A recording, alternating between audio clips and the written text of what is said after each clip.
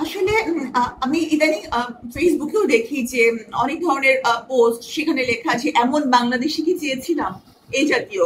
অথচ মাত্র আমরা একটা আমাদের পট পরিবর্তন হয়েছে ওয়ার্ল্ডের ইতিহাসে। যেখানে এক পট পরিবর্তন হোক না কেন, সবখানে কিন্তু একটা সাময়িক ধাক্কা, একটা আনরেস্ট, হ্যাঁ, একটু ঝাঁকুনি লাগে। হ্যাঁ, সেই ঝাঁকুনিটা মানে লাগার পরে একটু ঝাঁকুনি লাগলে মানুষ কি হয়, একটু তো এলোমেলো হয়। গুছিয়ে আসার জন্য সময় দিতে হবে। হ্যাঁ, ধরেন আমি 16 বছর এই জিনিসটা চাইনি, এখন আমি নতুন সরকার এসেছে সেটা চেয়ে বসলাম।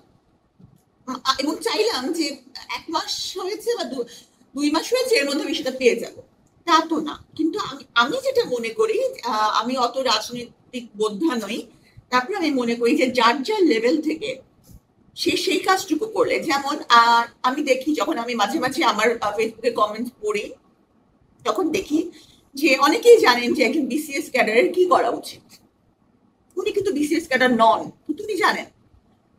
একজন নর্মাল মানুষ জানেন যে একজন চিকিৎসকের কেমন ভাবে চলা উচিত। একজন নর্মাল মানুষ যে জীবনে হয়তো একটা লুডুও খেলে নাই, বা হয়তো বা শুধু সাপ লুডু খেলছে, সে জানে একজন জাতীয় দলের ক্রিকেটারের কি করা উচিত।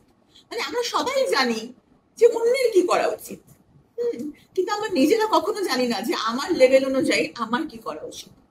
But we have to render service according to our quality and qualification. হ্যাঁ, আমাদের নির্দিষ্ট যে এরিনা আছে সেখানে আমাদের সার্ভিসটা, হ্যাঁ, ওটা দিতে হবে। তো সবাই যদি নিজ নিজ লেভেল থেকে, আমার মনে হয় যে আমাদের, আর আমি যে গৌরব বোধ করি এজন্য, আমি সবসময় মেধার পক্ষে। একজন মেধাবী মানুষ এখন হচ্ছে আমাদের দেশ চালাচ্ছেন। তো আমার এক্সপেকটেশন এটাই যে ওনার সিদ্ধান্তটা সুন্দর হবে, আমাদের দেশের জন্য ভালো হবে। আর তরুণ, আমাদের কিন্তু উপদেষ্টা মহলে তরুণও আছেন।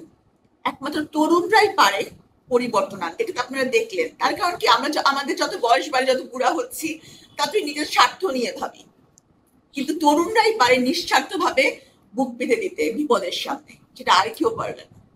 তো আমাদের এখানে যেমন উপদেষ্টা মহলে যেমন মেধাবী মানুষ আছেন, মানে উচ্চশিক্ষিত আছেন, তরুণ আছেন, সবাই মিলে একটা ভালো আমরা বাংলাদেশ পাবো।